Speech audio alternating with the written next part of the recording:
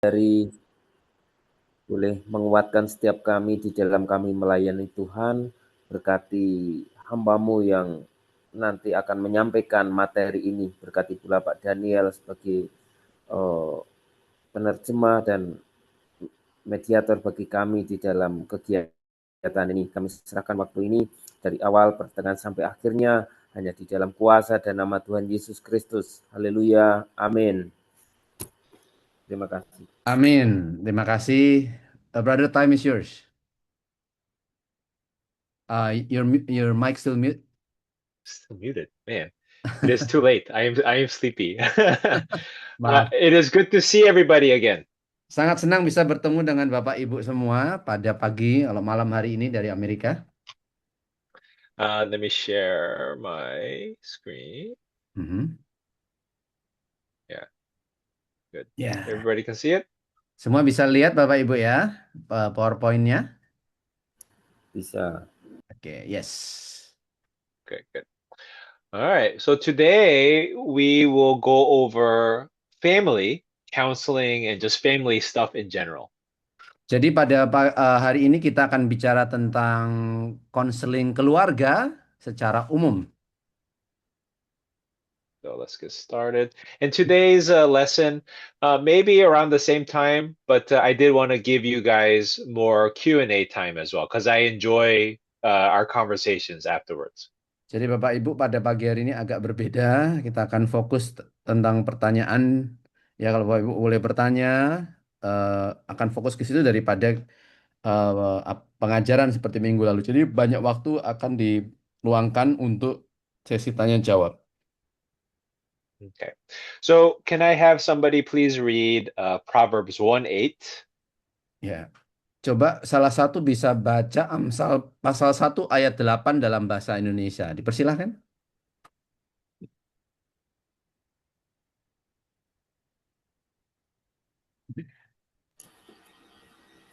Ya. Hai anakku, dengarkanlah didikan ayahmu dan jangan menyia-nyiakan ajaran ibumu. Yes. Terima kasih. And how about somebody to read Ephesians 6:1 through 4? Dan yang satu orang lagi Efesus pasal 6 ayat 1 sampai 4.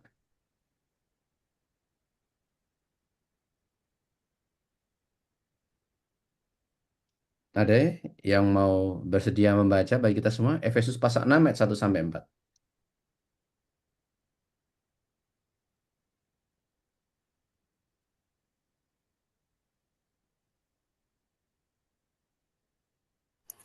Hai anak-anak, taatilah orang tuamu di dalam Tuhan, karena haruslah demikian. Hormatilah ayahmu dan ibumu. Ini adalah suatu perintah yang penting yang diikuti janji, supaya kamu berbahagia dan panjang umur di bumi. Dan kamu, bapak-bapak, janganlah bangkitkan amarah di dalam hati anak-anakmu, tetapi didiklah mereka di dalam ajaran dan nasihat Tuhan. Amin. Baik, terima kasih. Amen. Amen. Thank you. So, one of the key points today when we talk about family counseling is that 98% of the time, it is actually marriage counseling. Jadi Bapak Ibu kalau kita bicara tentang konseling keluarga, 98% itu juga ngomong konseling pernikahan. Ya, jadi keluarga, anak-anak, pernikahan itu tidak bisa dipisahkan. Hmm. So, let me ask a question today. Please uh, order the priority of who we are to love. So, put this in order: God, marriage, and then children. In which order should we love the most? And then second, and then number three. Who Did would you like to say answer? did you say God, family and children? Yeah, God. Yeah, God, our Lord, family, our Oh, spouse, spouse ya. and then yeah, spouse, and then children. Bapak Ibu, saya akan mengajukan pertanyaan. Coba tolong urutkan prioritasnya yang harus dikasih paling besar ke paling rendah mana dulu? Tuhan, pasangan, atau anak? Ad- Jadi Tuhan, pasangan, atau anak? Siapa dulu yang harus dikasih? Urutannya yang mana? Silahkan ada yang mau mencoba menjawab. Tuhan, pasangan, anak. Urutannya mana dulu? Apa anak dulu? Atau pasangan kita dulu? Silahkan, ada yang mau menjawab? Silakan buka mic.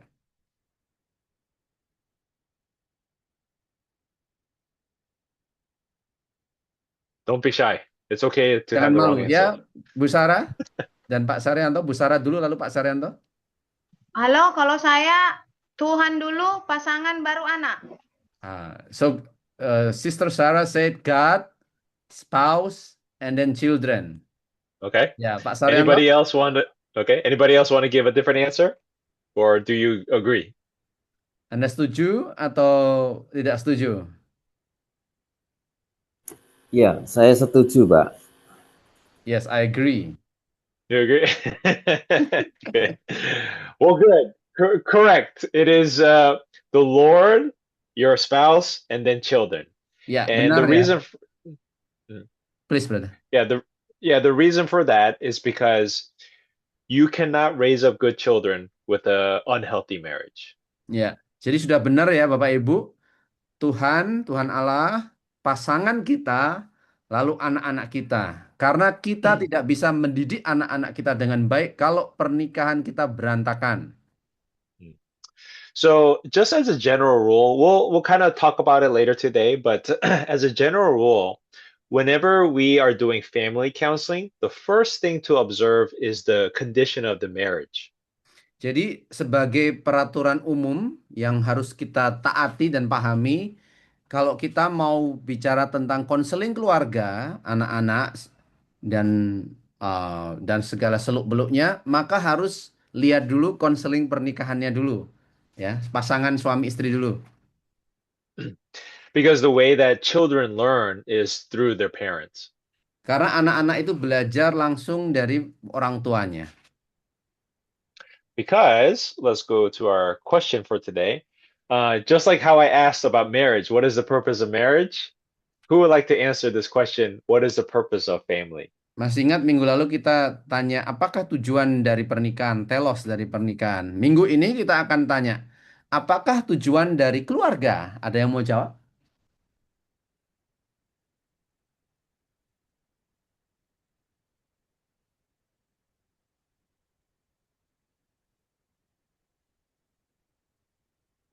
Jangan malu.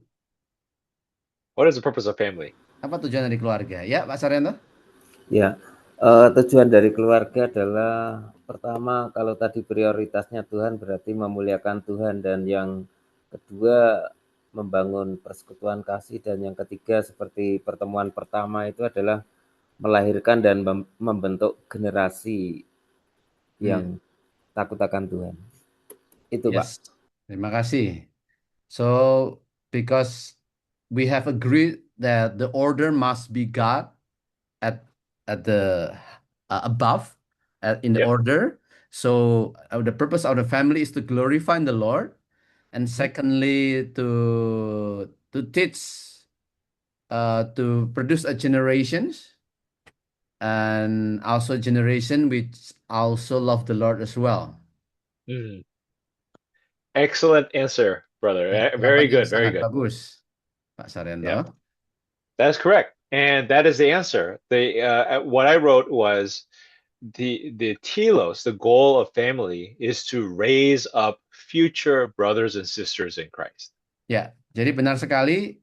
Apakah tujuan atau telos dari keluarga yaitu untuk membesarkan saudara dan saudari masa depan. Artinya anak-anak kita itu akan jadi saudara-saudari di dalam Kristus yang taat kepada Tuhan Yesus. Bukan taat kepada gereja atau sekolah, tapi kepada Kristus. So it is not the church's responsibility. The church helps. It is not the school's responsibility, but it is the parents' responsibility.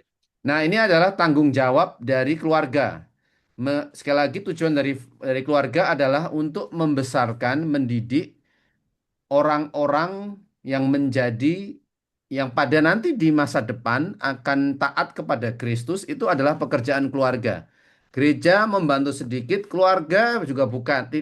Gereja membantu sedikit, sekolah juga tidak membantu ini. Hanya orang tualah yang mendidik anak-anak kita nanti suatu hari nanti akan jadi orang yang taat kepada Kristus. So this actually challenged me too because most people, most Christians will agree you want your kids to follow Jesus and obey.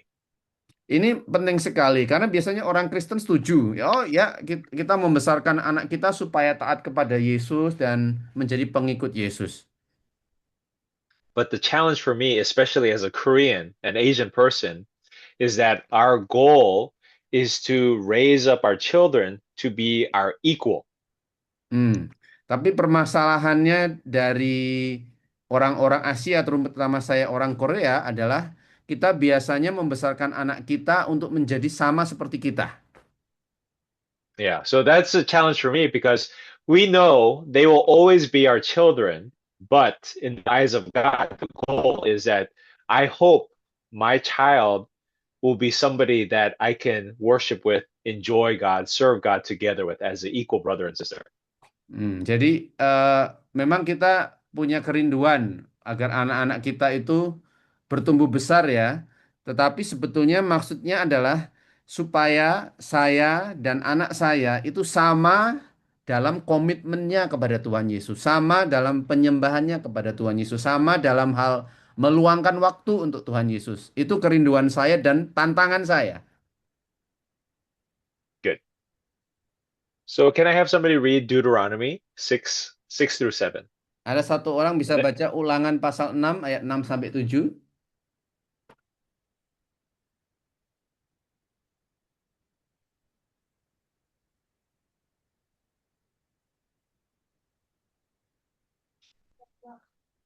Ulangan pasal 6 ayat 6 sampai 7 bisa baca satu orang.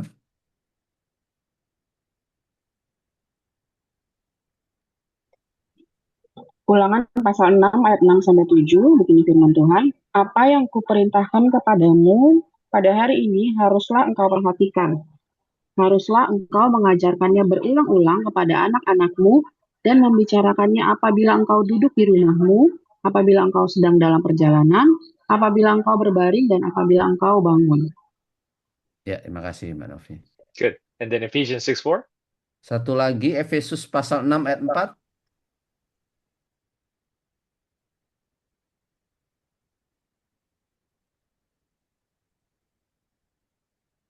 Ada yang membacakan?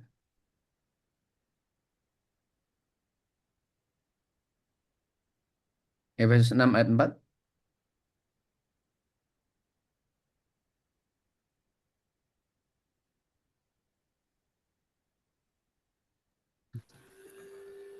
Efesus 6 ayat 4, dan kamu bapak-bapak janganlah bangkitkan amarah di dalam hati anak-anakmu, tetapi didiklah mereka di dalam ajaran dan nasihat Tuhan. Ya, terima kasih. Amen. Thank you very much. So even just these two verses show how important it is that honestly the best way to raise up disciples is by modeling it and living it out every day.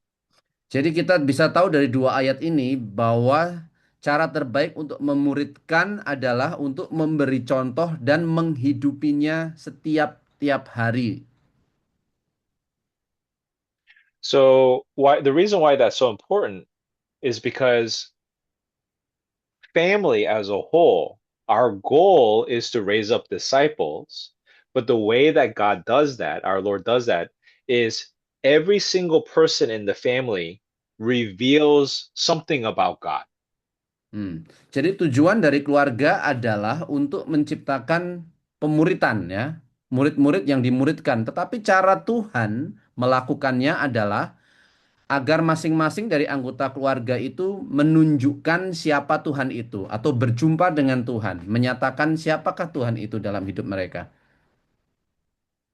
So for example, the father, a good godly father, he is the model of strength, boundaries, endurance, leadership, things like that. The father figure teaches and models those things.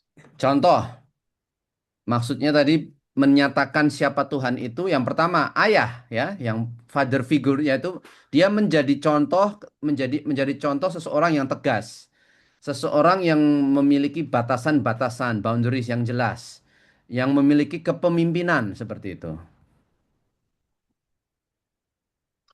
And in fact, I've been studying about brain development in children recently, and there is a part of the brain right here called the prefrontal cortex.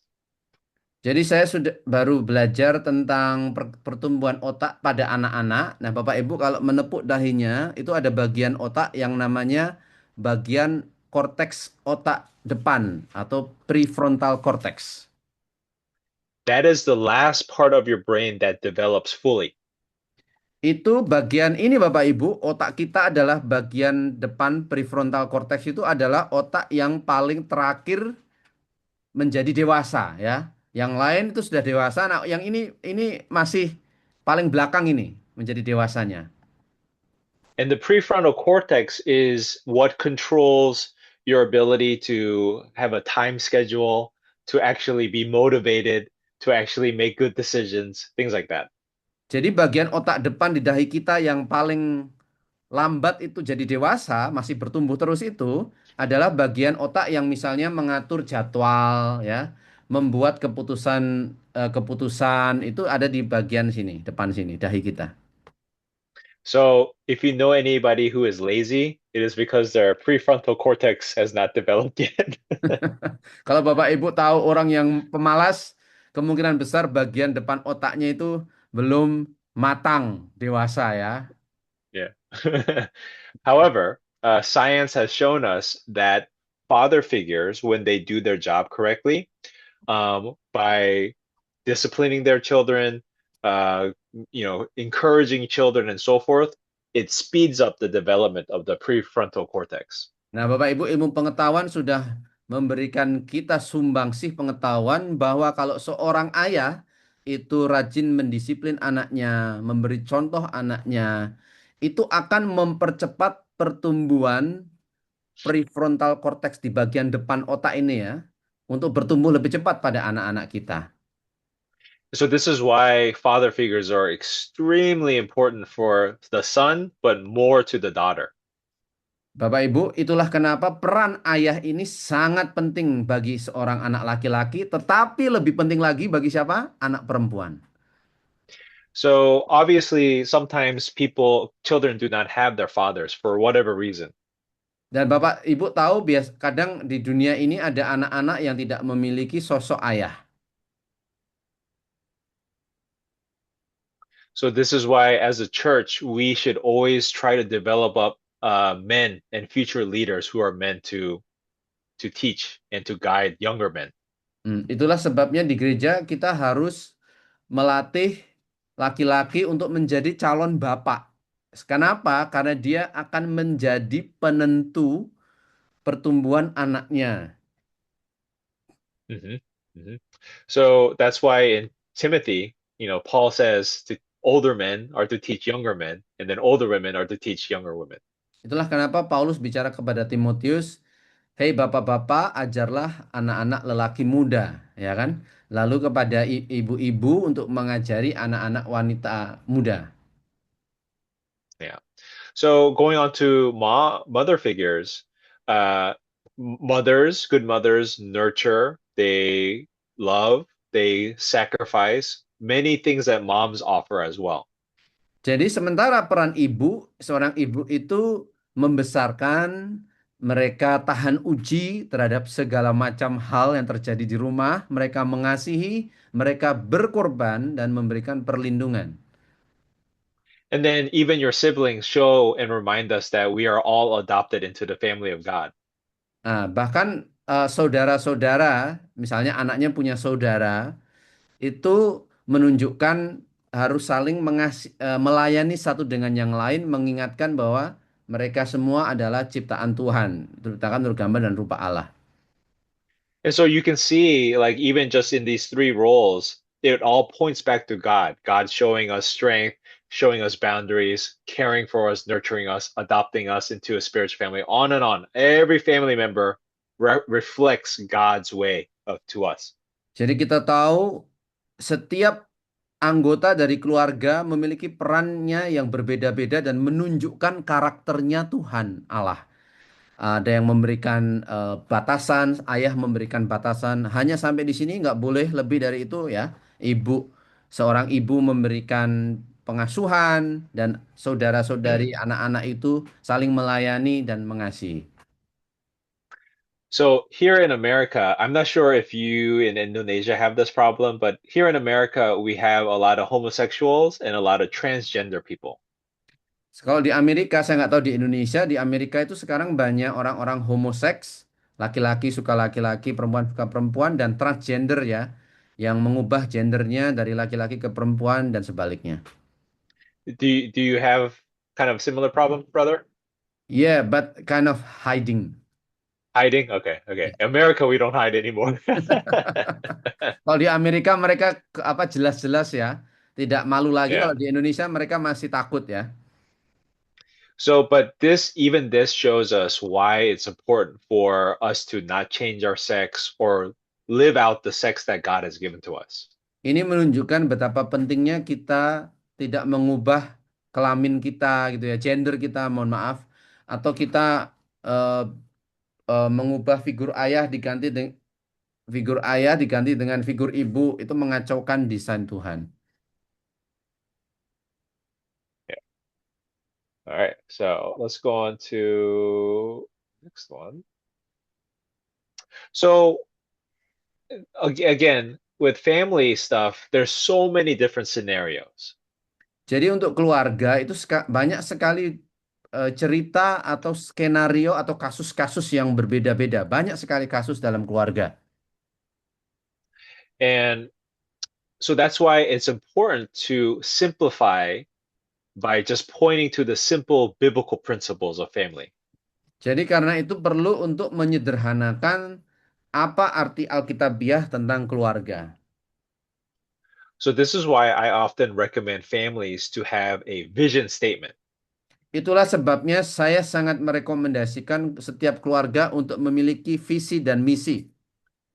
Yeah.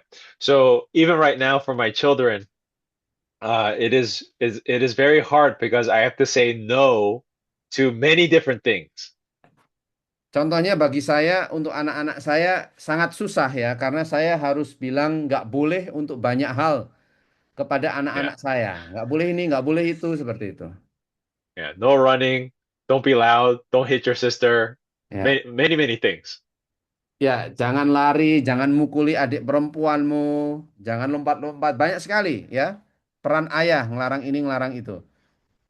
So instead of trying to set a rule for every single thing, I believe families should have a general biblical vision statement.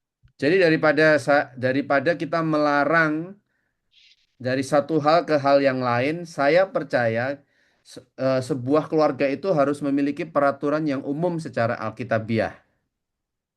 And the reason why this is important is because when we do it this way, we are trusting that God is doing the work over our children rather than us doing all the work. Kenapa penting untuk memiliki mindset pandangan untuk memiliki aturan umum Alkitabiah? Karena kalau kita bersandar kepada firman Tuhan, Tuhanlah yang bekerja kepada anak-anak kita dan pasangan kita, daripada kita sendiri yang melakukannya dengan kekuatan sendiri dan capek. So as parents, I would not teach this to a 2-year-old, obviously, but as they get older, you introduce 1 or 2 rules, principles, and then as they get older, you show them more and more. Jadi misalnya anak saya baru umur 2 tahun, tentu saja saya nggak akan ngomongin ini kepada mereka. Tapi setelah mereka bertumbuh pelan-pelan, kita coba tunjukkan nilai-nilai Alkitab kepada mereka. Lalu semakin mereka dewasa, kita tambah lagi 2 dan 3. So this is just one example of a family vision. And brother, please read through them. Yes, ini adalah salah satu contoh visi dan misi suatu keluarga. Yang pertama, untuk mengenal dan memahami kasih karunia Allah. Yang kedua, untuk saling mengampuni sesama dengan mudah. Mengampuni sesama itu tidak ditahan-tahan, tapi dengan mudah mengampuni sesama. Yang ketiga, untuk membuat keputusan yang bijak atau memiliki pilihan-pilihan yang bijak. Yang And so, keempat, ya thank you, sorry. brother. And so, I'm sorry, go ahead. I'm sorry, I thought you were done. Go You ahead. want me Oke. Yang ke berapa ini? Yang keempat untuk menderita dan juga gagal dengan baik ya. Menderita dan gagal. Yang terakhir untuk bekerja mengandalkan Allah. Good, thank you. So this is just an example, but I encourage you all to make your own. And then the other encouragement is write it down and hang it on your wall. Jadi saya menyarankan Bapak Ibu untuk membuat sendiri misi bersama, visi misi bersama keluarga ini. Saya sarankan lagi coba tulis sederhana dan dicetak atau ditulis dipasang di tembok rumah supaya semua orang bisa lihat, semua anaknya, istrinya bisa lihat. Because Deuteronomy 6, as we just read it says to put it on your heart, to teach it to your children, to talk about it while you sit in the house, write it down everywhere. That's the spirit of that. Karena kita tahu tadi di Ulangan pasal 6 yang dibaca oleh tadi Mbak Novi ya, itu kita harus mengajarkannya siang dan malam. Kita harus menggantungkannya di dinding rumah. Nah, itu maksudnya kenapa? Supaya mereka terus-menerus terbiasa melihat ini. Thank you. So, practically speaking, we as parents should be aware of what information our children consume. Nah, secara praktis kita sebagai orang tua harus menyadari anak-anak kita itu mengkonsumsi informasi dari mana sumbernya. And so that includes cell phones, social media, what other family members teach them, their friends, school, things like that. Itu termasuk sosial media, HP, atau keluarga-keluarga lain mengajarkan apa kepada anak-anak kita, kita harus tahu. Yeah. So my my recommendation, do not give your kid a cell phone until they're 17. Saran saya, jangan beri anak kita HP sampai mereka umur 17 tahun. Yeah, I know that's very hard, and I'm not saying that you have to do it that way, but you are the parent, you are the authority figure. Memang itu sangat susah dan tidak harus nurut seperti peraturan saya, tapi Bapak Ibu harus ingat Andalah yang punya otoritas, Anda yang punya kepemimpinan kekuasaan untuk mendidik anak Anda. It is okay to be unpopular.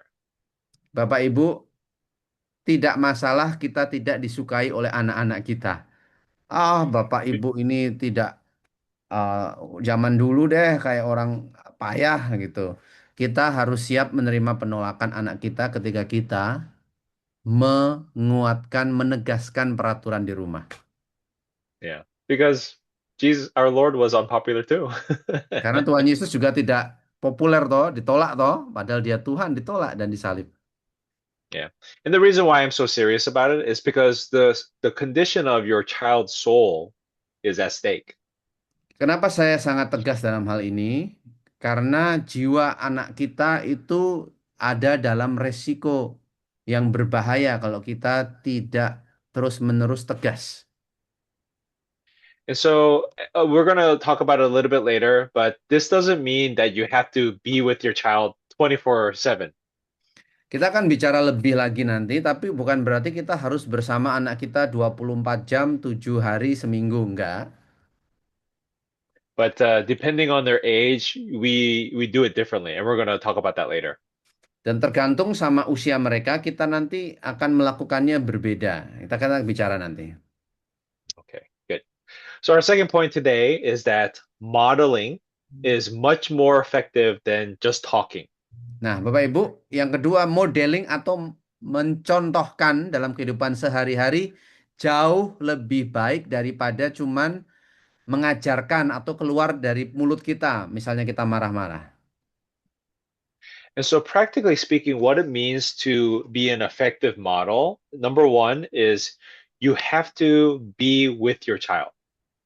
Jadi menjadi contoh teladan modeling yang baik yang adalah kita harus proximity, itu artinya kita harus dekat kepada anak kita.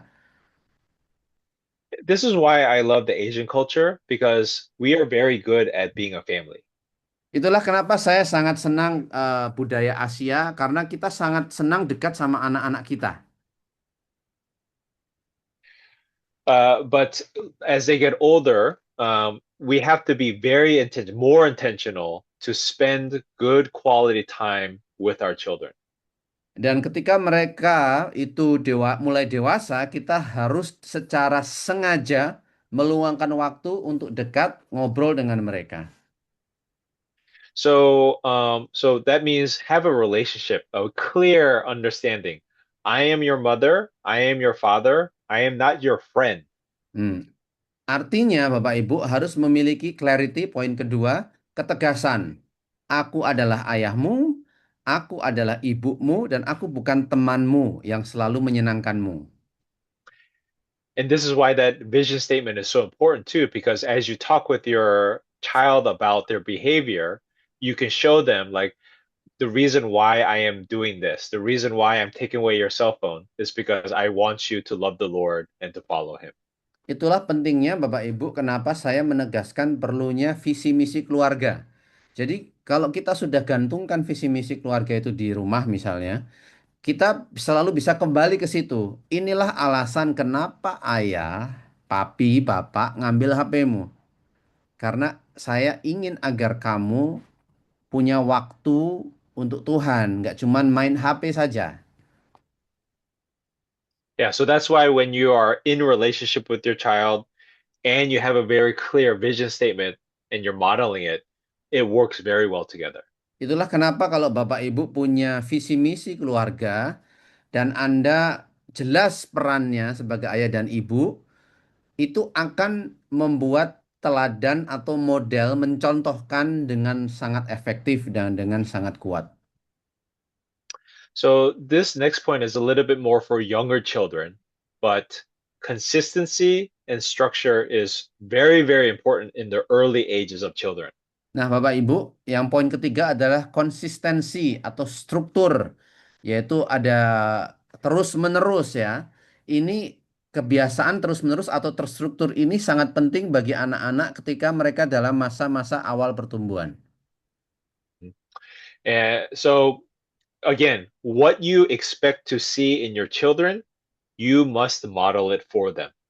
Jadi kalau Bapak Ibu ingin anak kita berperilaku tertentu, kita harus mencontohkan lebih dahulu.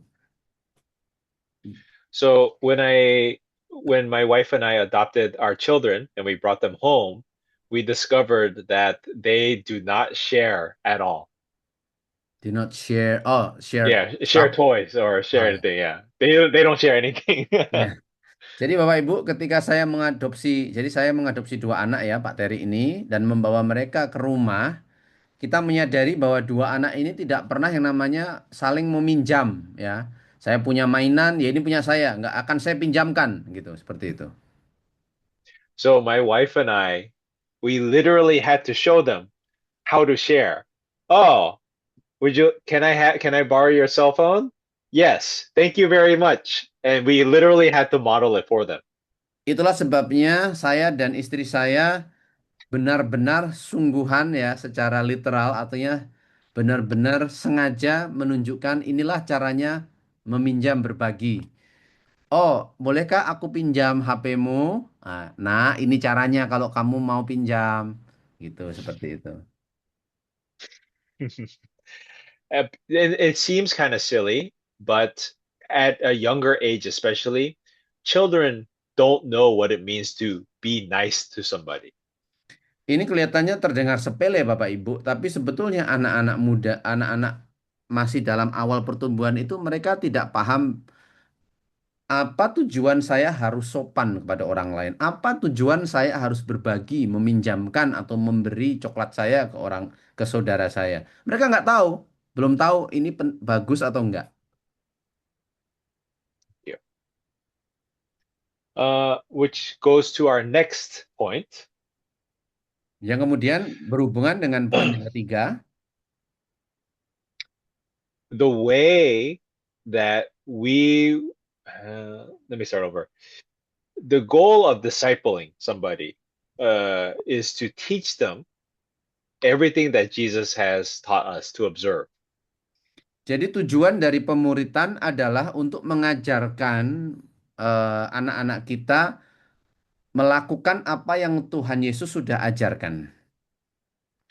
So really the measurement, the way that we measure how far we are, how well we are doing as parents is really, does our children obey mama and baba, obey God, and so forth. Jadi ukuran dari kita tahu apakah mereka melakukan apa yang diajarkan Tuhan Yesus, kita bisa lihat apakah mereka taat kepada bapak dan ibunya, apakah mereka taat kepada Allah dan seterusnya. But the issue that a lot of parents deal with is how we teach obedience changes as they get older. Tapi permasalahannya adalah bagaimana kita mengajarkan perubahan ketaatan ketika mereka bertambah dewasa. Mereka taat pada waktu umur 5 tahun, beda waktu mereka taat umur 17 tahun. So just to make it simple, 3 stages for children. Ini secara sederhana adalah 3 perkembangan pertumbuhan tumbuh kembang dari anak. So early on, from toddler to preteen, which is roughly around 3 years old, maybe even 2 years old, to 11 to 12 years old. Jadi yang pertama Bapak Ibu itu toddler atau balita di umur 3 tahun hingga masa pra-remaja atau umur 11 tahun. Because at that stage the brain has not fully developed in a way that it can understand everything. Karena pada umur Bapak Ibu, karena pada tahap pertama ini otak mereka belum bertumbuh, belum dewasa secara maksimal untuk memahami sesuatu. So during that stage, we have to be, again, very visual, very modeling, we very structure and pattern, very loving and supporting, and so forth. Nah, kita oleh karena itu anak-anak umur balita hingga anak umur 11 tahun, kita harus terus-menerus memberi contoh, memberikan pengulangan struktur, lalu terus-menerus menunjukkan kasih kita kepada mereka. But if your children are anything like my children, they will always ask why. Kalau anak-anak Bapak Ibu seperti anak saya, mereka akan selalu bertanya, kenapa Pak gitu? Kenapa nggak boleh gitu? Seperti itu. Yeah. And every kid is different, but at an early age, you don't have to answer why. Bapak Ibu setiap anak emang berbeda di Amerika, di Indonesia. Tapi Bapak Ibu pada tahap ini kita tidak harus menjelaskan kenapa. Kita tinggal Because memberitahu. because the brain, even though you give them an answer, they don't understand it. Walaupun Bapak Ibu memberikan alasan, oh ya kamu nggak boleh nonton HP lebih dari 1 jam karena kamu nanti tidak meluangkan waktu untuk Tuhan, lupa sama saudaranya, lupa ngomong. Bapak Ibu, pada tahap ini otak mereka belum bisa memahami secara utuh. Jadi nggak perlu selalu dijelaskan dengan detail. So sometimes the answer of, oh, because Papa said so, or because God made it that way, that's good enough. Jadi kalau misalnya ditanya, Bapak kenapa aku nggak boleh kebanyakan makan gula, coklat, snack? Bapak Ibu bisa kasih sumber pengetahuan ilmu IPA gitu ya. Kalau kebanyakan gula, energinya nanti berlipat ganda. Tapi Bapak Ibu bisa juga bilang, yang penting kamu taat aja, nurutin aja. Itu nggak apa-apa Bapak Ibu pada usia balita hingga 11 tahun. Nggak selalu semua dikasih tahu alasannya. And I want to encourage you, every child is different. So as you see the child become mature, you can talk a little bit more. Nah, Bapak Ibu, saya mendorong Bapak Ibu untuk melihat bahwa setiap anak itu beda-beda. Jadi dalam mereka semakin bertumbuh dewasa, saya ingin Bapak Ibu melihat betapa unik dan berbeda anak-anak kita sambil kita mengajarkan mereka. Yeah. And so as they grow, eventually to become a teenager. So after puberty, things change a little bit. Nah, Bapak Ibu, tahap yang kedua adalah remaja. Setelah mereka pubertas, itu ada perubahan sedikit.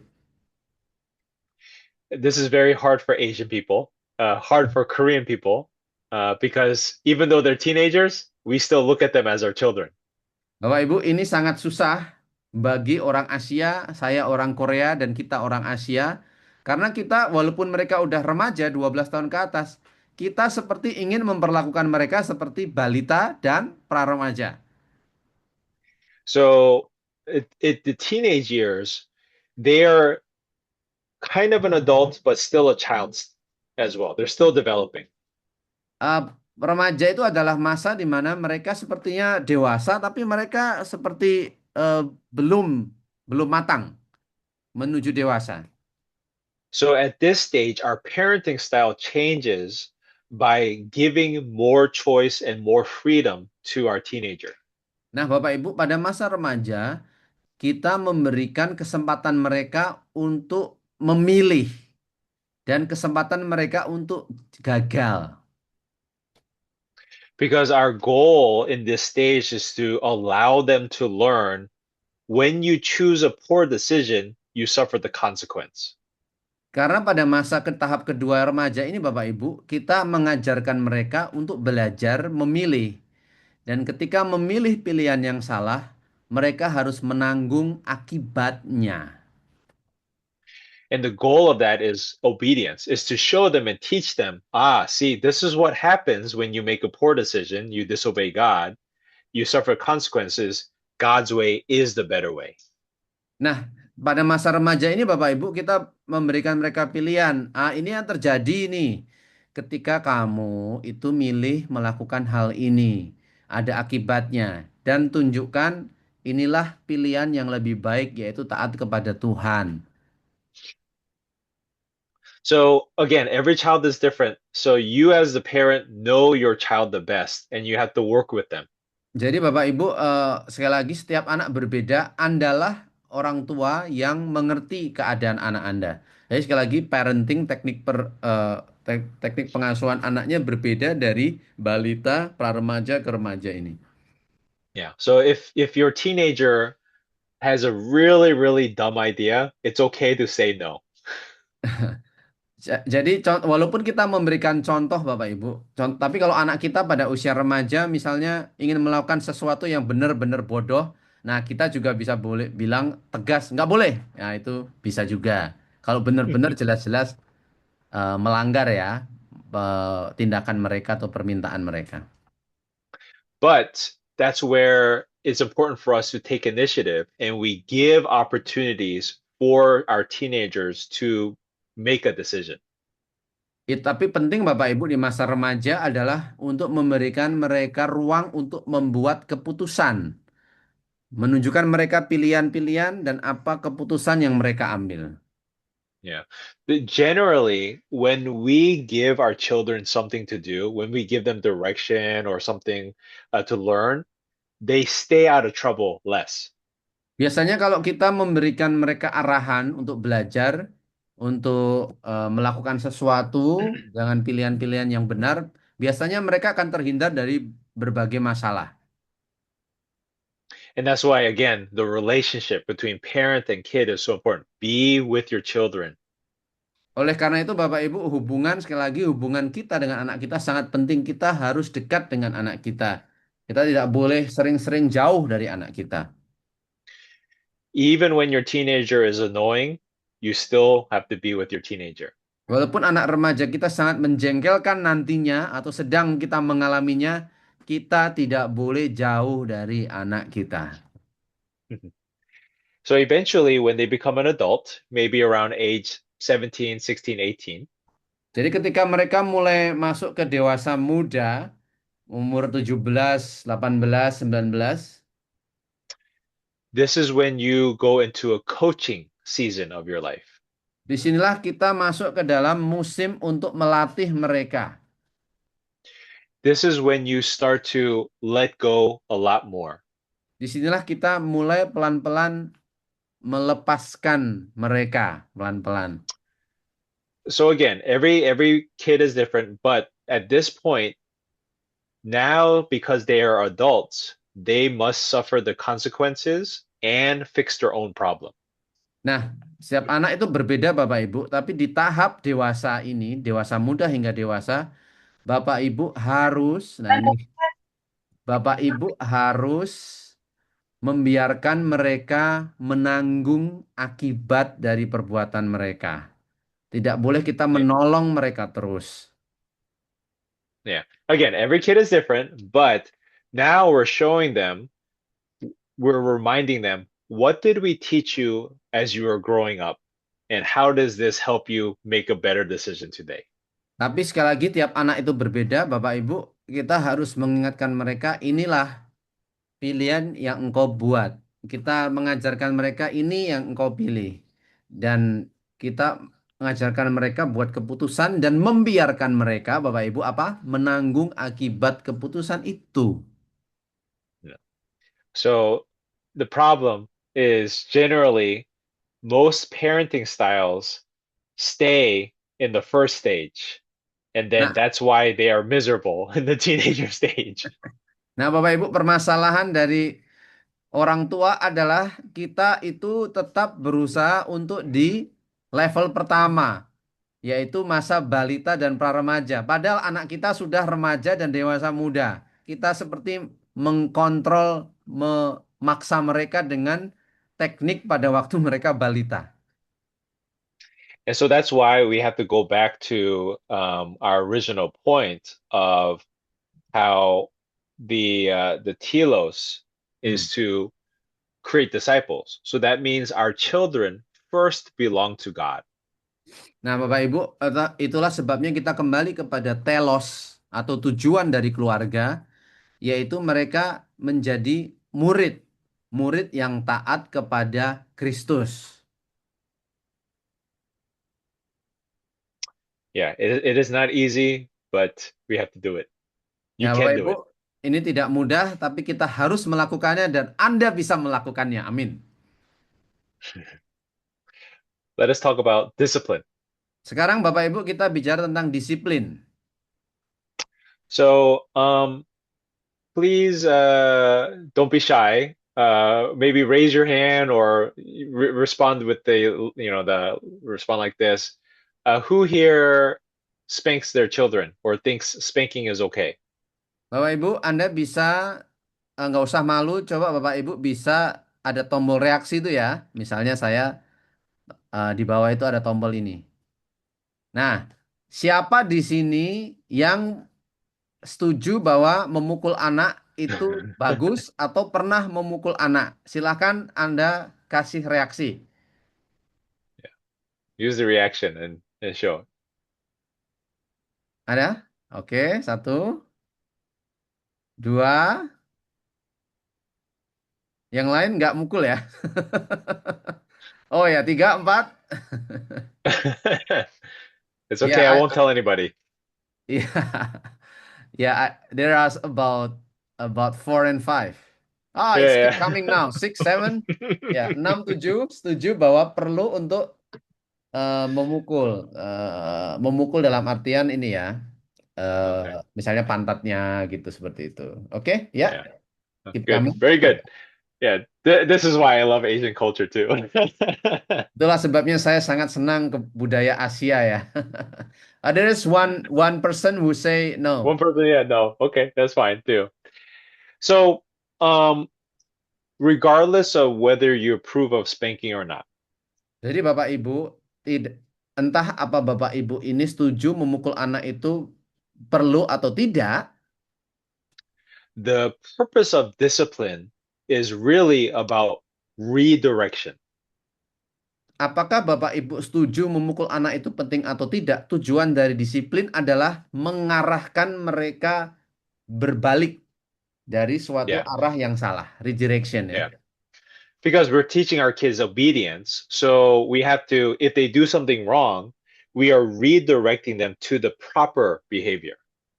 Jadi karena kita mengajarkan anak kita, Bapak Ibu, ketaatan, maka kita mengarahkan mereka kembali ke arah tujuan yang benar. So sometimes just by saying it is not enough, obviously.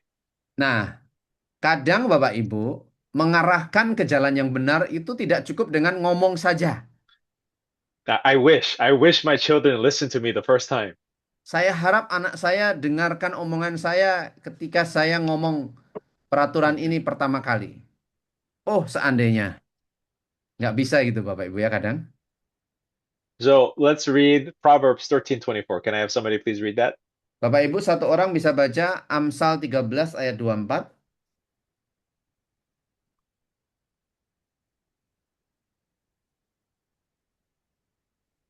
Satu orang bisa baca?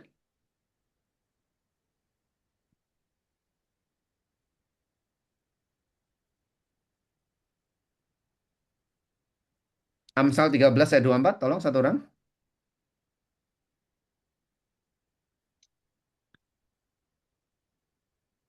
Jangan malu. Ya, Bu Sarah dulu. Amsal 13 Ya. Kadek boleh. ayat 24. 24. Siapa tidak menggunakan tongkat, benci kepada anaknya, tetapi siapa mengasihi anaknya, menghajar dia pada waktunya. Ya, Thank terima you. kasih. Thank you. So a lot of people, well, in America anyway, a lot of people take this Bible verse out of context. Banyak orang di Amerika contohnya, banyak orang terutama di Amerika mengambil ayat ini di luar konteksnya, latar belakangnya Bapak Ibu. Because they see that word rod and they immediately think, oh, it's okay to spank my children. Kalau kita lihat Amsal 13 ayat 24, oh ada kata tongkat. Udahlah nggak apa-apa, kita kadang hajar anak kita pakai tongkat. So that's not what the verse is saying. What it is saying is the second half is the more important part of that verse. Sebetulnya itu bukan yang paling penting yang ingin disampaikan ayat ini. Tapi kita lihat bagian kedua dari ayat 24 ini ada hal yang lebih penting. Yeah, because like a shepherd looking over the sheep, they use their staff to redirect. When the sheep goes astray, we push them back to the right direction. Nah, Bapak Ibu, ini bicara tentang gembala pada zaman dulu di Timur Tengah. Ketika gembala itu pakai tongkat, tongkatnya kan ada kayak huruf tanda tanya gitu ya. Waktu dombanya itu berlari ke arah yang salah, Bapak Ibu, si gembala itu mengapai tongkatnya untuk mengarahkan kembali. Kamu salah jalannya, seperti itu. However, this verse is not saying not to spank. It's not saying spanking is bad either. Tapi ayat ini juga Bapak Ibu tidak bicara bahwa memukul atau menghajar anak kita itu jelek. Enggak. Memukul atau menghajar anak kita itu kadang perlu. It's showing that we must intentionally discipline and redirect our children. Ayat ini bicara kita harus secara sengaja dan terus-menerus mengarahkan anak kita kembali dan mendisiplin anak kita untuk kembali ke jalan yang benar. So this is what I call a parenting style, discipline style, where I call it the cost is not worth it. Ini Bapak Ibu yang saya sering bilang teknik parenting ini bahwa harga yang harus dibayar itu tidak setara dengan apa yang menjadi akibatnya. So where we're teaching our children that before they actually suffer the consequences, Jadi kadang kita mengajarkan anak kita sebelum mereka menerima akibat dari perbuatan mereka, we are showing them if you keep doing that, you will receive a consequence now. kita bicara kalau kamu terus begitu, ini akibat yang akan kamu alami. Yeah. Because we do not wait until our child touches a hot stove to show them, oh, it's hot. Karena kita kadang tidak perlu menunggu anak kita menyentuh panci yang panas, ya. Tidak perlu sebelum kita bilang, oh itu panas, ya. Enggak Bapak Ibu, kadang kita harus nyetop, jangan sentuh itu panci, panas itu, gitu. Yeah, so we warn them, with a little consequence to show them it's not worth it. Jadi Bapak Ibu, kita memperingati anak kita untuk supaya tidak menanggung akibatnya, karena akibatnya itu tidak setara, ya, akibatnya itu tidak pantas didapatkan. Kalau anak kita megang kompor panci yang kompornya lagi nyala apinya, kita harus ngasih tahu, kamu nggak mau tanganmu itu melepuh atau kebakar. So for some children, it can mean that I am going to take away your toy if you keep on hitting your sister. Untuk anak-anak misalnya, kalau kamu terus mukulin adik perempuanmu, aku akan ambil mainanmu. For some kids, it is spanking.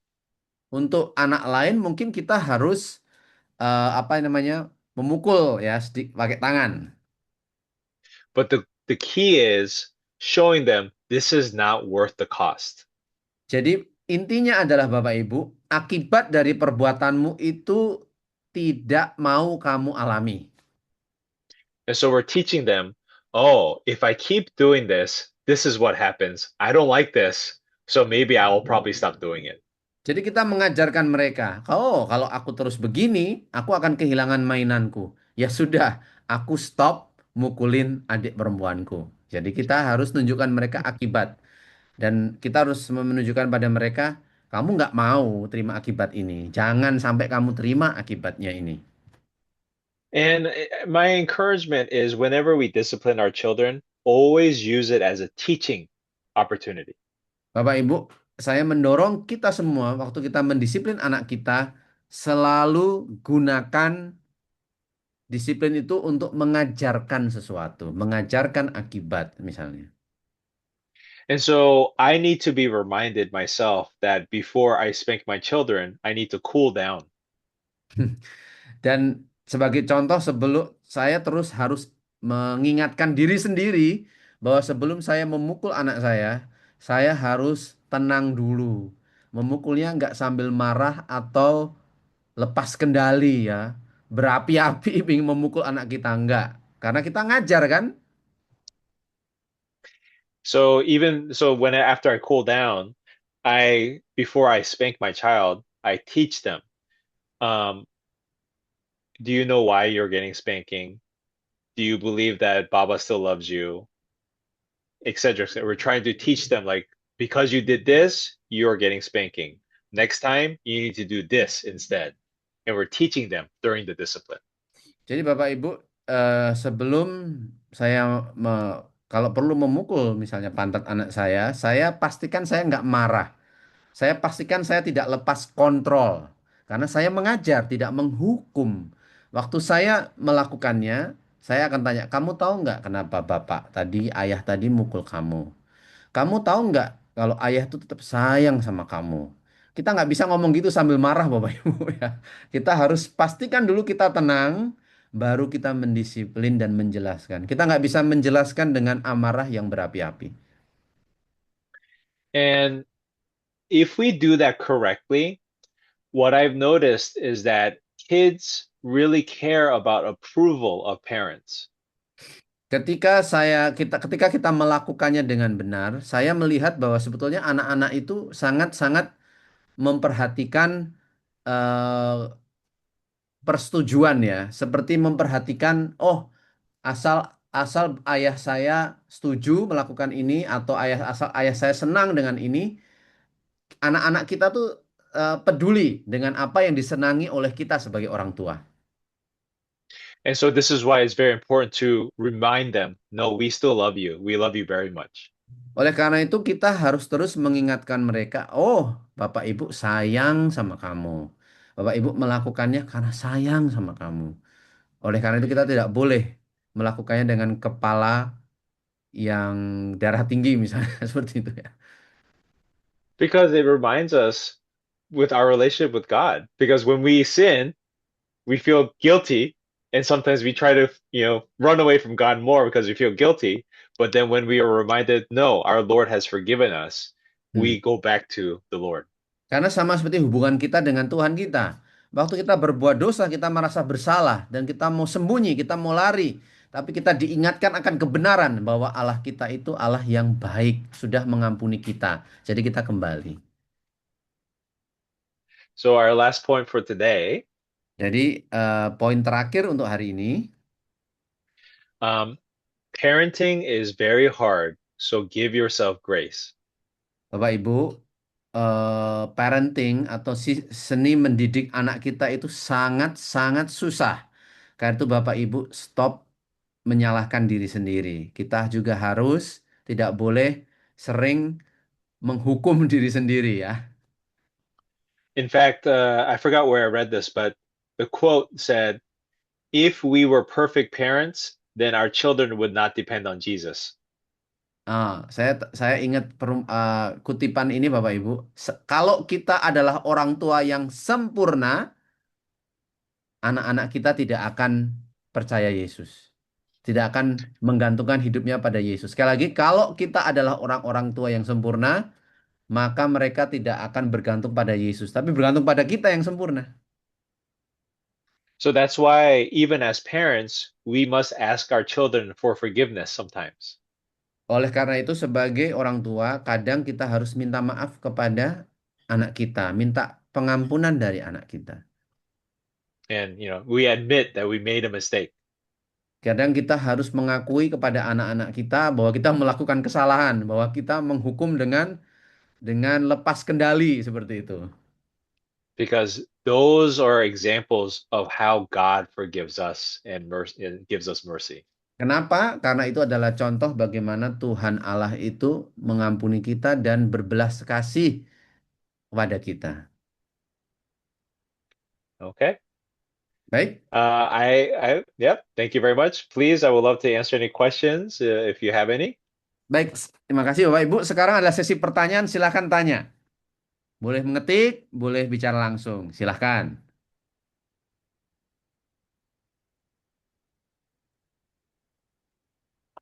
Saya boleh nggak Mas Daniel? Boleh Nanda, silakan. Ini kayaknya bakalan kebalikan sih. Kan ini konseling Kristen kan ya? Gimana Terus, Nanda, sorry? Ini kan konseling Kristen. Ya.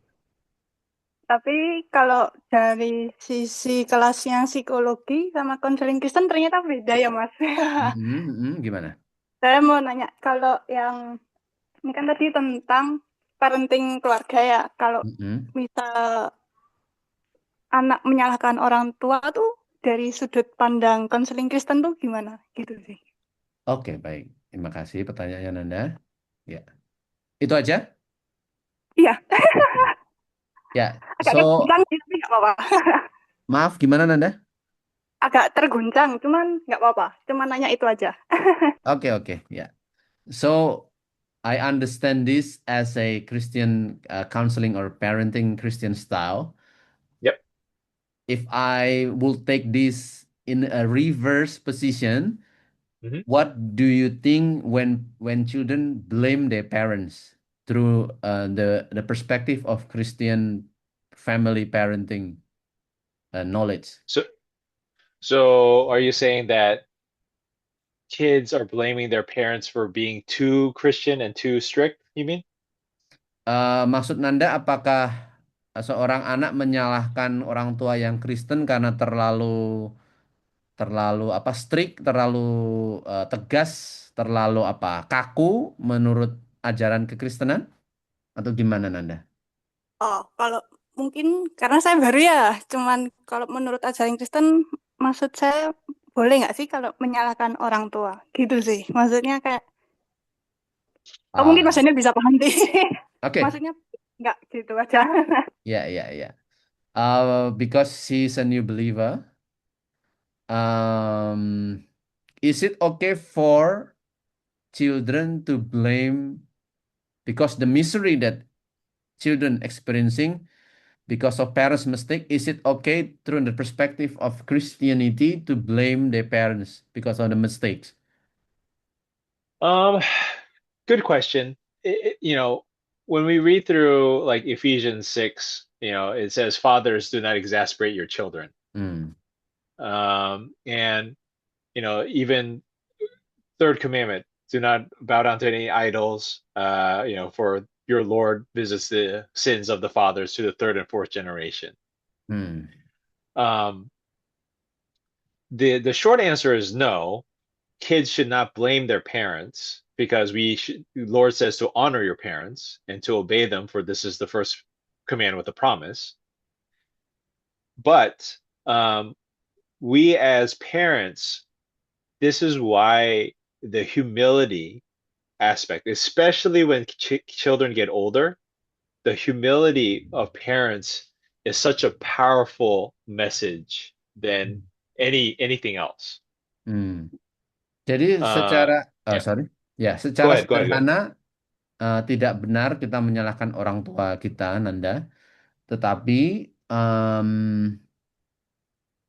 kita tahu di dalam Efesus pasal 6, hei ayah, engkau tidak boleh menyesah anakmu. Menyesah itu artinya membuat mereka trauma, membuat mereka tawar hatinya. Tawar hati itu artinya berkecil hati karena perbuatan ayahnya gitu ya. Tapi kita juga tahu bahwa di kitab Keluaran Allah menghukum sekeluarga, ayahnya, anaknya, cucunya. Ya, kalau mereka semua berbuat jahat ya. Tapi kita tahu kita harus menghormati ayah dan ibu kita. Karena itu adalah perintah, salah satu dari perintah Allah dengan janji bahwa kita akan panjang umur. Yeah. Does that answer your question?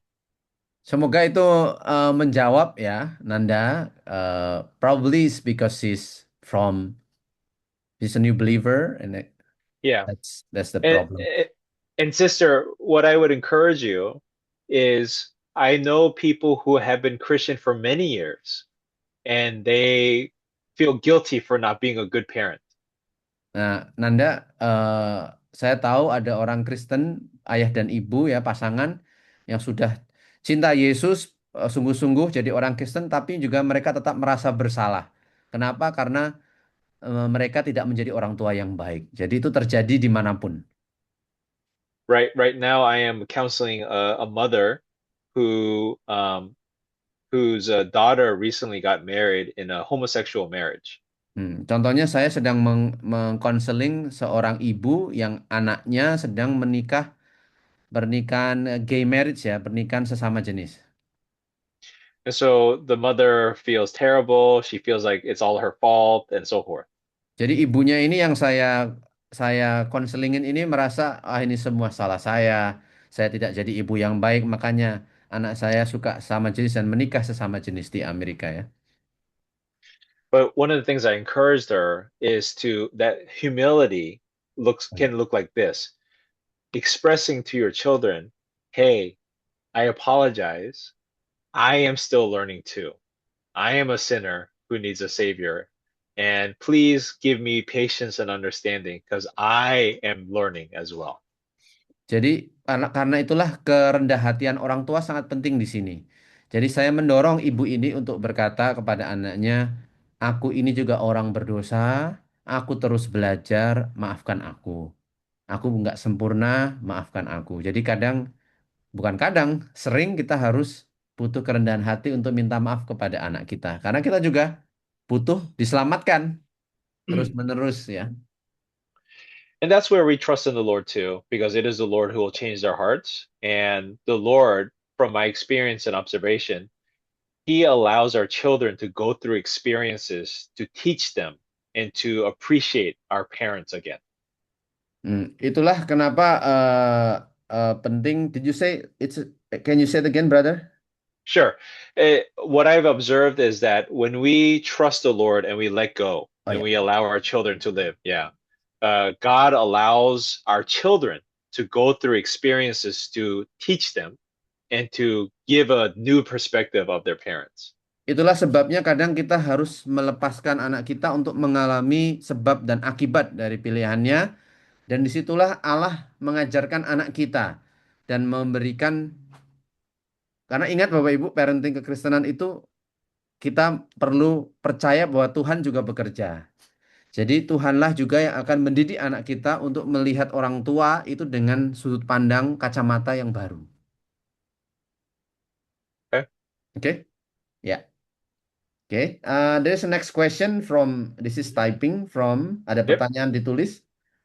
What should we do as a husband and wife if we have different vision when we are teaching our children? And secondly,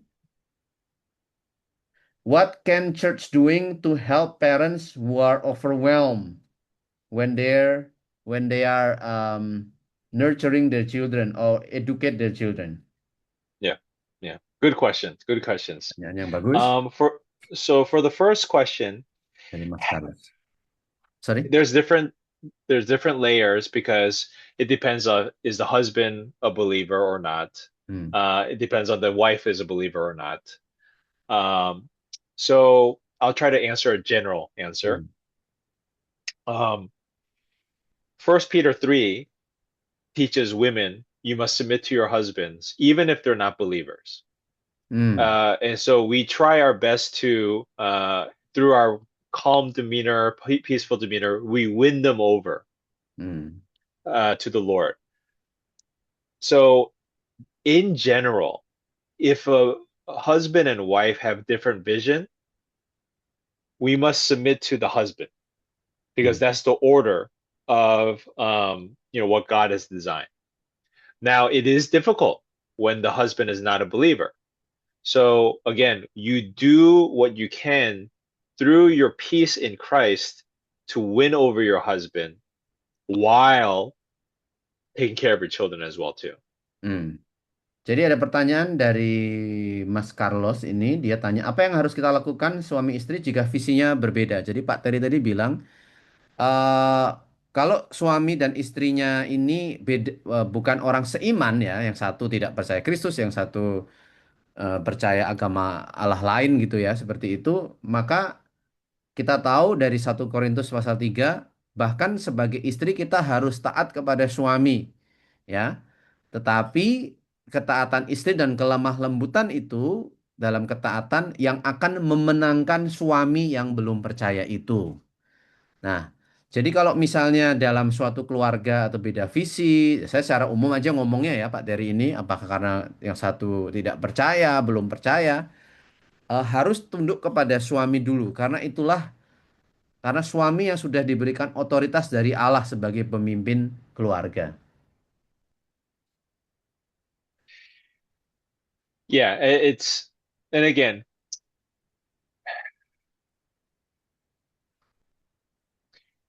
it's not easy. It's not easy. Tidak mudah. But I think really through a season of humility and submission to the husband, and of course you draw the line at sin. If your husband tells you to sin, then you draw the line there. But everything else through submission and humility as much as possible. Of course, that doesn't mean you allow him to abuse you physically, nothing like that. But in any way possible, you're testifying, okay, I follow Jesus first, and I want to be good parents to our children. Jadi memang sangat susah, misalnya tidak sevisi ya dalam mendidik anak kita, terutama kalau beda keyakinan suami istrinya. Tetapi kita sebagai orang yang percaya Kristus harus lewat kerendahan hatian, kita harus menunjukkan kepada mereka bahwa Kristuslah Tuhan Yesus yang nomor satu. Tapi aku juga tetap taat kepadamu sebagai suami, misalnya yang suami yang belum percaya ya. Tetapi kita juga sebagai pasangan memastikan, bukan berarti taat sama segala hal yang salah. Justru karena percaya Yesus tahu mana yang salah dan mana yang benar. Atau mengizinkan dia untuk memukuli kita. Enggak, kita juga harus tegas dalam hal itu bahwa ini tidak benar. Seperti itu ya.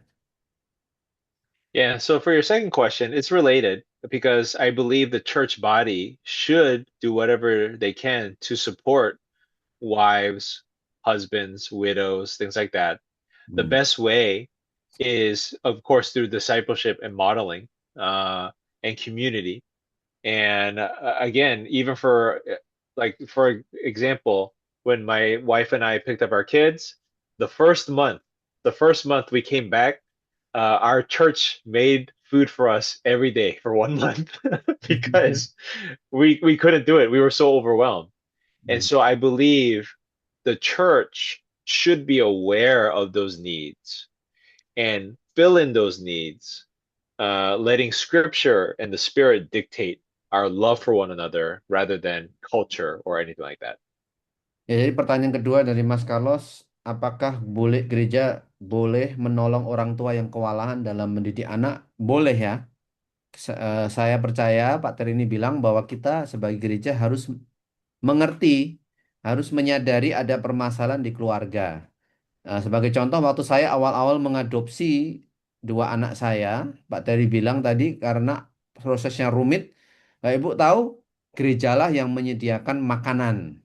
bagi kami, masak bagi kami, belanja bagi kami, karena mereka tahu keluarga itu, keluarga kami benar-benar tidak punya waktu untuk belanja, untuk melakukan masak yang tepat gitu. Jadi mereka yang melakukan untuk kami. Jadi gereja harus menyadari apakah keluarga ini sedang punya masalah dalam mendidik anaknya. Yang kedua, membantu, menolong. Seperti itu. Oke? Okay. Ya, ada pertanyaan berikutnya, Bapak Ibu? Maybe time for 2 more questions. Time to, sorry? Maybe time for 2 more questions. There's a thunderstorm near my house, and I'm afraid that the power is going to go out. Bapak Ibu mungkin ada 2 pertanyaan lagi karena ada badai ini, badai di Amerika, di Virginia ini yang mungkin biasanya kalau badai datang listriknya harus mati. Oke. There's one here. Yep. Salam Pak untuk mendidik anak itu harus ada peran istri dan suami. Pertanyaan dari saya, anak usia berapa bagusnya ibu dan bapak mendidik anak itu menurut Alkitab? So as you say, to teach our children, there must be the role of wife and husband. My question is, in which stage or in which age range is the best way to teach our children according to the scriptures? As early as possible. Jadi jawaban singkatnya sesedini mungkin ya, Ibu Novise. The world view, the beliefs of a person first begin around puberty. Kalau Ibu Novise tanya, kapan seorang anak itu mulai membangun keyakinan ya tentang siapa Tuhan itu, aku harus bagaimana sebagai orang. Itu Bapak Ibu dimulai dari usia pubertas ya, ketika mereka mulai berubah biologinya, hormonnya. And they finalize and cement around 18 to 20, early 20s. Dan mereka itu kemudian mulai taat umur 18 dan 19. Taat itu artinya mereka mulai punya pandangan. Oh, inilah hidup. Oh, hidup ini yang penting harus kerja supaya dapat uang. Itulah yang paling utama. Nah, itu Bapak Ibu mulai umur 18, 19 itu mereka udah punya keputusan. Aku mau cari uang. Nah, itulah yang paling penting. So whatever they believe in at age 21 or so is most likely what they will believe in for the rest of their lives. Nah, kalau umur 21 mereka udah final, biasanya itu yang akan mereka percayai sampai mereka mati. Yeah. So that's why early as possible, especially when they're young, you want to model it as much as possible. Jadi karena itu sedini mungkin kita harus mencontohkan lewat pengetahuan, lewat pengendalian diri, lewat kebenaran firman Tuhan tentang kasih Yesus itu sejak dini. Yeah. And again, you have to understand like the brain of the child. So at a young age, they are very visual, very concrete thinkers. So you have to give them very simple. You have to give them pictures. You have to show them through example, things like that. Jadi kita tahu soal perkembangan otak anak kita tadi ya di bagian depan dahi itu, maka kita harus mulai, memang mereka pemahamannya terbatas ya, tapi dari situlah kita biasakan tahu tentang kebenaran seperti itu. Yeah, because you will be surprised at how smart children actually are when it comes to spiritual stuff. And if you do not teach early age spiritual Christian stuff, they're going to fill their brain with something else. Bapak Ibu perlu tahu karena anak kita itu terutama dalam hal spiritual, rohani, mereka sangat cerdas. Kalau dari awal kita tidak mengajarkan mereka hal rohani, masih ingat tentang otak mereka yang masih berkembang itu, maka mereka akan mengisi otak mereka dengan keyakinan atau hal-hal lain di luar Alkitab. Yeah, so short answer, soon as possible, start today. Ya, jadi jawabannya adalah segera mungkin, mulai hari ini. Seperti itu ya. Pertanyaan lain? Ya, Oke. Sarah dulu apa siapa? Bu Sarah terus Bu Novi ya? Bu Sarah lalu Bu Novi. Silakan Bu Sarah. Oke, saya ada pertanyaan ini yang memang saya mengganjal sampai saat ini. Saya pernah bertanya juga dengan orang lain, tapi bagi saya ini tidak memuaskan gitu. Khususnya di dalam pernikahan kita kekristenan ya. Apakah saya melihat secara nyata dan juga ini hanya persepsi saya ya, bahwa di dalam membina keluarga ada satu hal yang memang menjadi suatu permasalahan. Ketika pasangan suami istri itu baik di dalam segi pendidikan, tentu sangat berpengaruh ya di dalam seperti yang dikatakan oleh Mr. Terry tadi itu untuk mendidik anak-anak gitu. Susah gitu ya mendapatkan visi misi gitu. Tapi yang saya lihat kebanyakan di dalam kekristenan kita yang hanya mereka melakukan hanya dengan sekedar ya sudah menikah gitu, menikah untuk mendidik anak-anak itu jauh dari bahkan kategori di dalam Tuhan, bahkan secara juga di dalam pendidikan gitu. Kadang tidak balance, bahkan jauh gitu. Dan apakah saya secara berpikir gini, itu benar-benar saya melihat bahwa itu menguras tenaga bahkan emosi sehingga dampaknya itu bagi keluarga besar itu anak-anak mengalami hal-hal yang memang apa ya, yang mengalami hal-hal yang negatif gitu ya. Jadi saya pribadi pertanyaannya di sini apakah salah gitu ya? Salahnya gini, ketika menikah gitu maksudnya itu tidak sembarangan gitu, maunya di dalam firman Tuhan juga berkata bahwa carilah pasangan yang sepadan gitu. Saya setuju dengan itu. Ya, jadi saya melihat pandangan apa yang saya alami juga itu pasti Pak dan bahwa itu nihil gitu mencapai sesuatu ketika pasangan suami istri tidak dalam pendidikan yang setara gitu. Itu sih dari saya padahal karena kenapa yang ada pasti pertengkaran jadi pincang gitu. Itu sih dari pertanyaan saya. Oke. Apakah pertanyaannya jadi Ibu berkata apa yang harus saya lakukan ketika latar dan tingkat pendidikan antara suami istri itu berbeda sehingga membuat visi tidak sama dan malah membuat capek secara emosi, begitu kira-kira? Seperti itu, Pak. Oke. Sehingga banyak yang saya melihat juga ya khususnya di Asia gitu ya. Khususnya juga kita bahwa itulah yang membuat anak-anak itu tidak mendapatkan yang seperti Pak Terry katakan seperti itu tadi, bahwa pasangan itu tentu harus bersatu hati, ya itu tadi latar belakangnya itu yang membuat tidak sinergi gitu. Oh ya. Oke, terima kasih. So our sister here, well, she implies that she experienced this herself. There is a different education background which make them, as they co-parenting between husband and wife, make the marriage and the parentings walk into a different vision. Because different education background make her emotionally exhausted, and which is cause them to be a bad problem to the children, probably because already exhausted because of differences, especially on priority and vision of parenting because of the education background. So what is there any solution? Probably that's what she asked.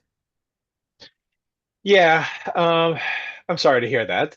That is, I know there's probably a lot more information I can ask for, so I'll try my best to answer. Um, the I think it is important for couples, parents, to very intentionally uh, get training, go on a retreat, go on like a seminar or something like that, so that they can at least begin the steps of being on the same page. Ya, jadi Um, ya. Jadi pertama Bu Sarah, eh, saya tidak tahu kondisi yang persis dari Bu Sarah ya. Tapi satu hal yang penting, suami istri harus dengan sengaja dan harus dengan terencana untuk mendapatkan pengetahuan yang lebih tentang mendidik anak. Contoh, ikut seminar, ikut retreat, itu dua-duanya harus ikut.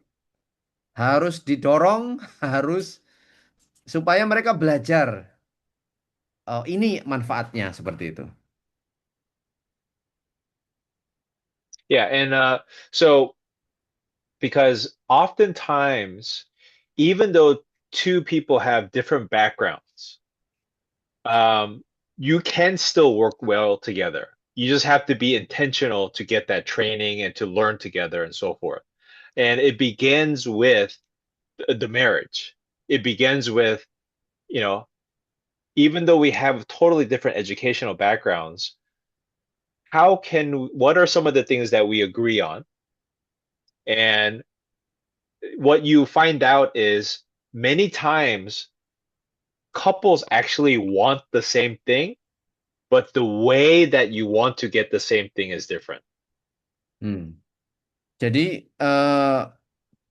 banyak sering terjadi kalau memang punya latar belakang pendidikan yang berbeda, tapi kalau sama-sama misalnya mau untuk mengikuti seminar gitu atau retreat di gereja misalnya tentang parenting ya, tentang suami istri, kehidupan suami istri dalam mendidik anak, itu lama-lama akan kelihatan kesamaannya, walaupun punya latar belakang pendidikan yang berbeda.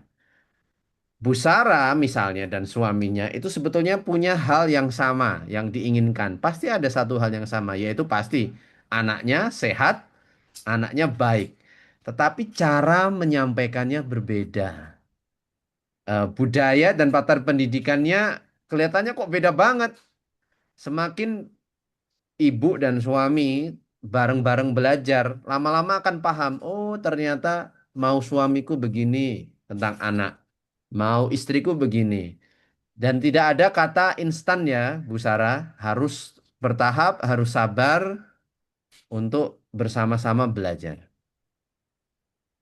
Yeah, it's not easy, but the first step is always going to be the marriage. And so do whatever you can for the marriage to grow together, to be united.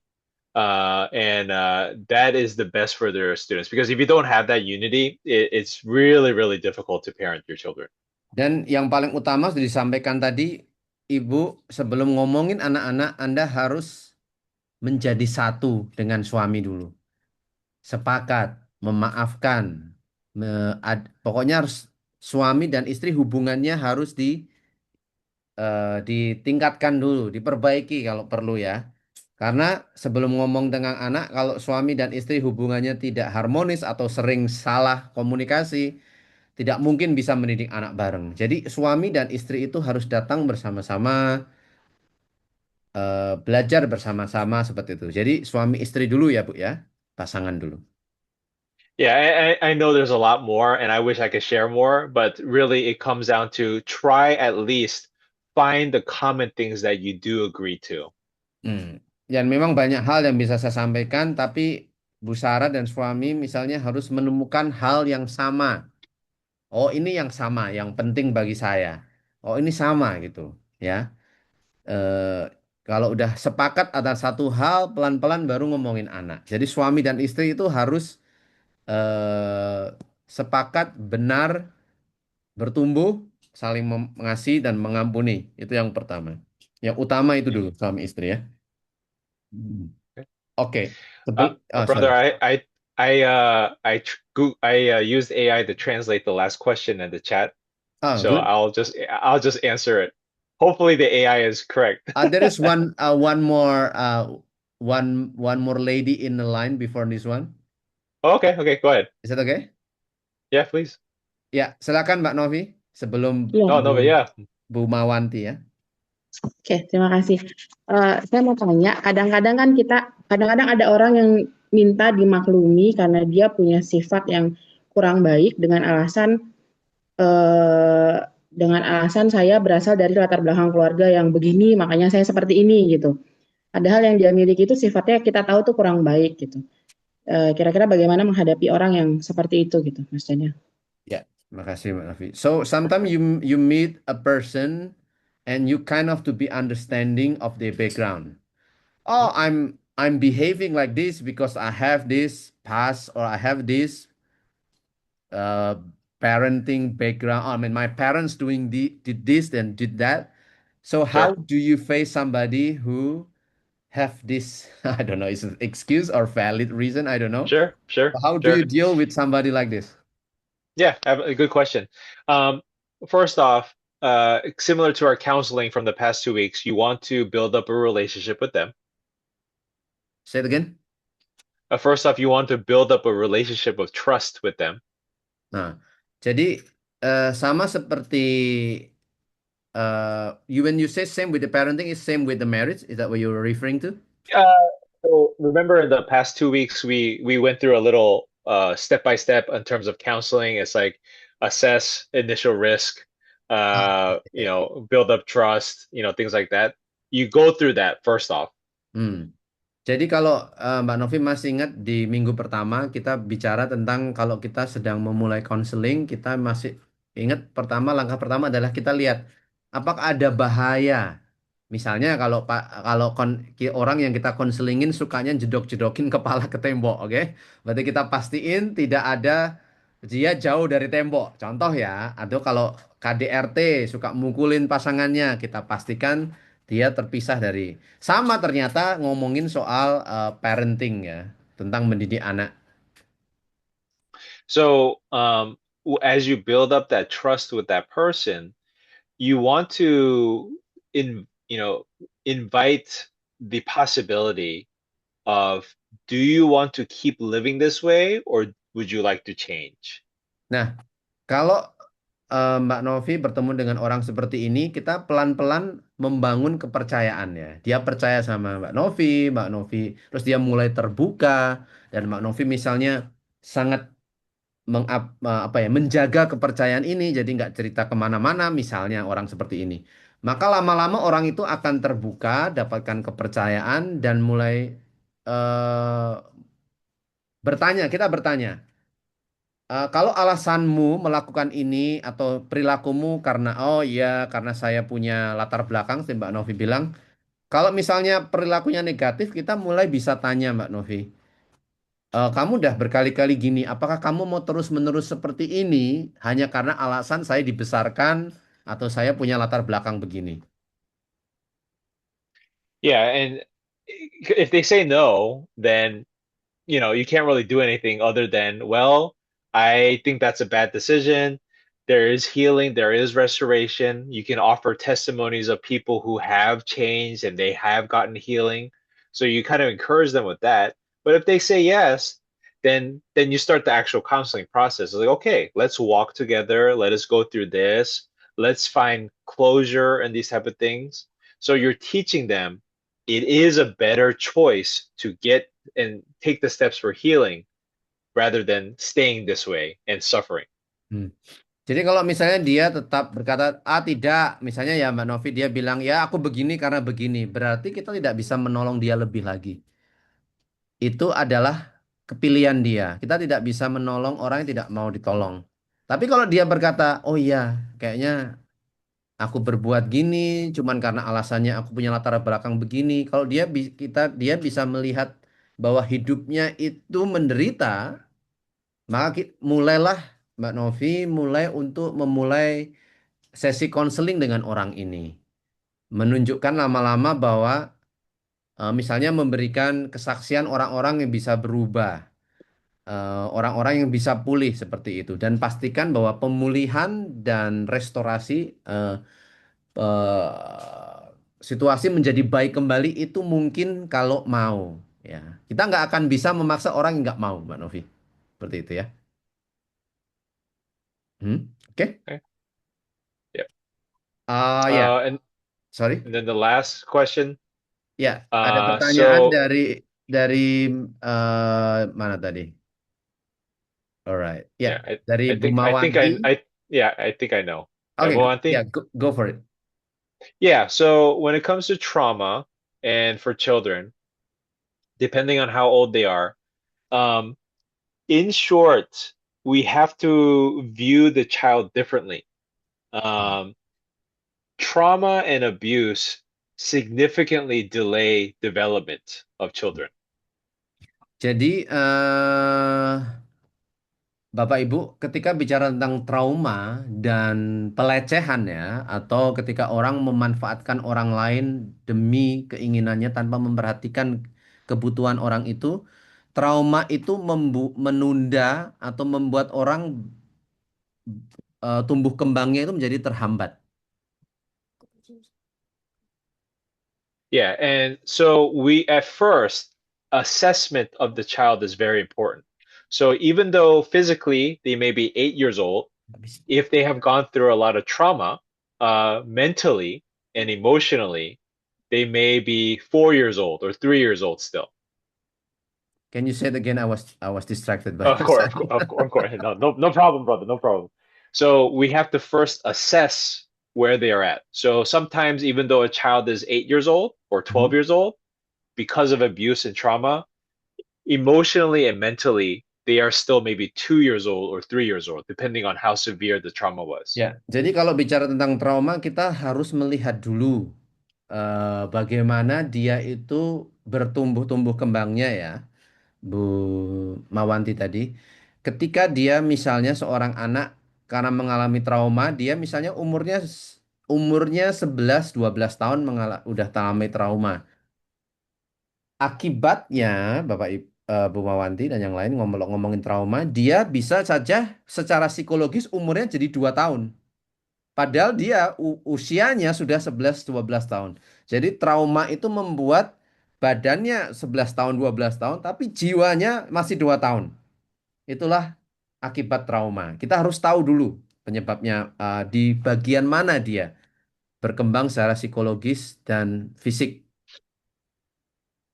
Yeah, so that's why when you discover kind of where they are at, what stage they are at, that's when you start the development process of like, again, if they are an 8-year-old and they have a 2-year-old mind, then you have to treat them as a 2-year-old, even though physically they are 8. And I know there's some differences here and there, but we have to catch them up. We have to redevelop their brain to a certain age so that they can start understanding a little bit more complex stuff. Ya, jadi kalau bicara tentang trauma kita harus tahu mereka ada di usia kejiwaan di mana. Kalau mereka usianya 11 tahun ternyata jiwanya karena trauma jadi umur 2 tahun, kita harus memperlakukan mereka seperti anak umur 2 tahun. Lalu pelan-pelan membawa mereka untuk berpikir atau mengikuti usia tubuhnya. Jadi pelan-pelan memperkenalkan hal-hal yang lebih rumit supaya anak umur 8 tahun, 11 tahun ini, walaupun jiwanya 2 tahun, bisa pelan-pelan kita memberikan biar apa ya Bapak Ibu, kayak kejar paket ya, tahu kejar paket. Jadi kita kayak mengejar mereka supaya umur jiwanya sama dengan umur badannya, gitu ya. Yeah, and a huge part of that, of course, is when there is trauma and abuse involved, there's a lot of post-traumatic stress disorder. Jadi ketika terutama kalau anak ini mengalami trauma atau pelecehan ya, baik secara verbal atau secara fisik, biasanya mereka akan mengalami namanya PTSD atau post traumatic disorder. Jadi traumanya itu membuat hidupnya kacau balau sehari-hari. And so we have to teach the child, even though it's hard at that age, we have to teach them coping mechanisms to deal with that trauma. Jadi kita harus mengajarkan yang namanya coping mechanism ya, Bu Mawanti. Coping mechanism itu adalah cara-cara untuk melawan akibat trauma. Misalnya ketika dia trauma di masa kecil, di umur 2 tahun, kan akibatnya walaupun dia umur 11, jiwanya masih 2 tahun toh. Tiba-tiba dia tangannya gemetar atau tiba-tiba dia keringat dingin tanpa sebab. Kita harus ajarin anak itu kalau kamu tiba-tiba keringat dingin dan ketakutan, ini yang harus kamu lakukan. Pernafasan atau membayangkan apa seperti itu. Harus dilatih. Yeah, and so like again, even though they're older, giving them a doll, giving them a fidget toy, giving them some type of sensory development, which is another thing. But it's basically you're trying to develop the sensory development of a child.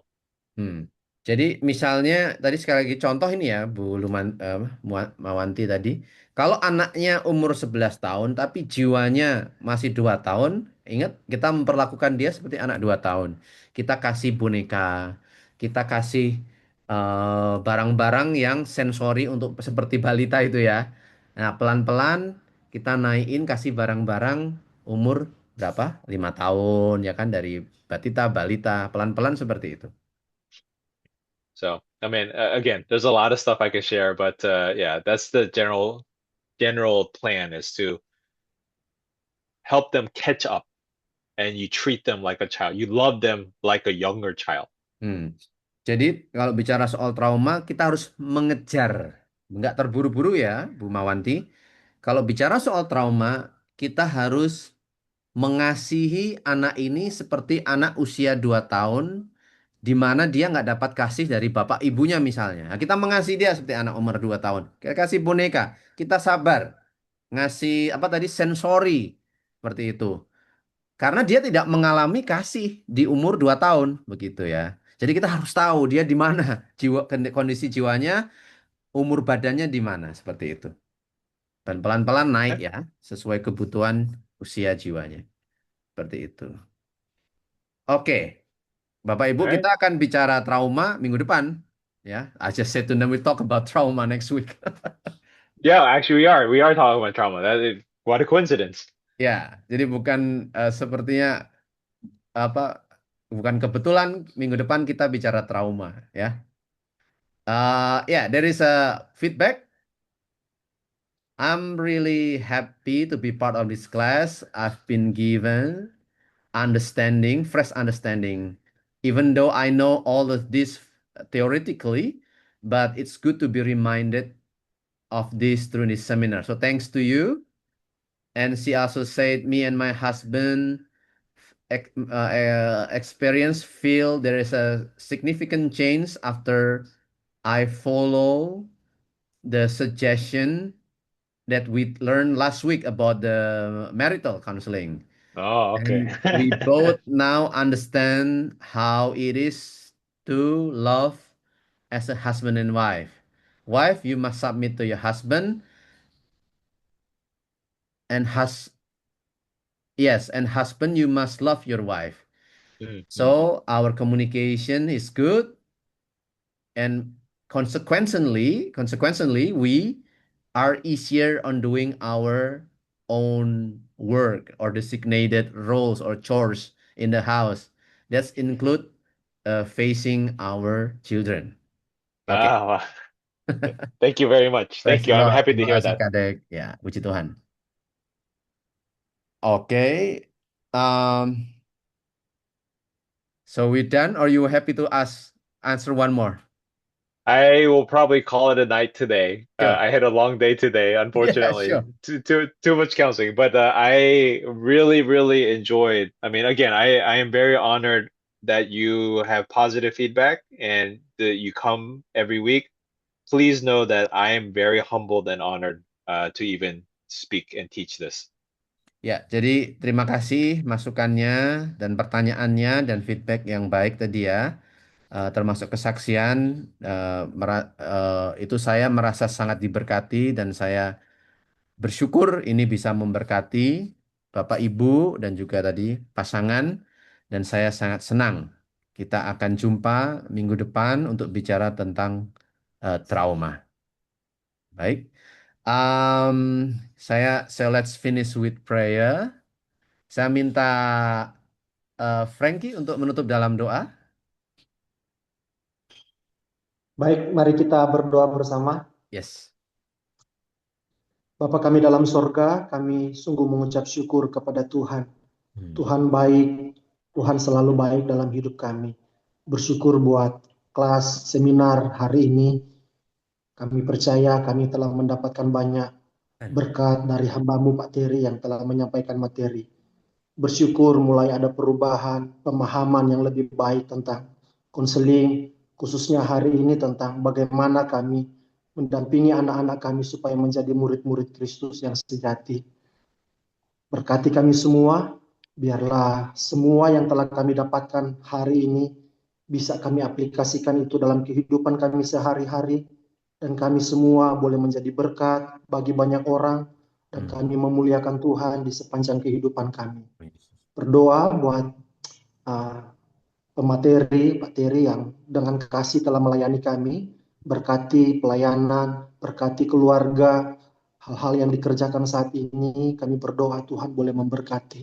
Dan bahkan kami semua, Tuhan memberkati di area pelayanan kami masing-masing, dimanapun kami berada, Tuhan berbelas kasihan atas kami semua, supaya boleh banyak jiwa yang memuliakan Tuhan melalui kehidupan kami semua. Kami bersyukur buat kelas hari ini, dan kami mengakhiri pembelajaran kami di pagi hari ini dengan rasa syukur kami yang besar kepada Tuhan.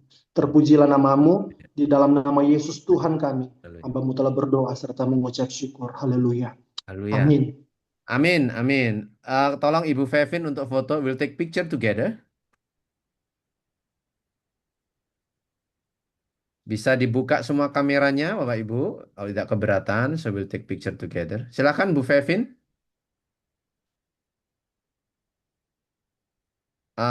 Aku nggak bisa ini, sebentar. Sebentar ya Bapak Ibu ya.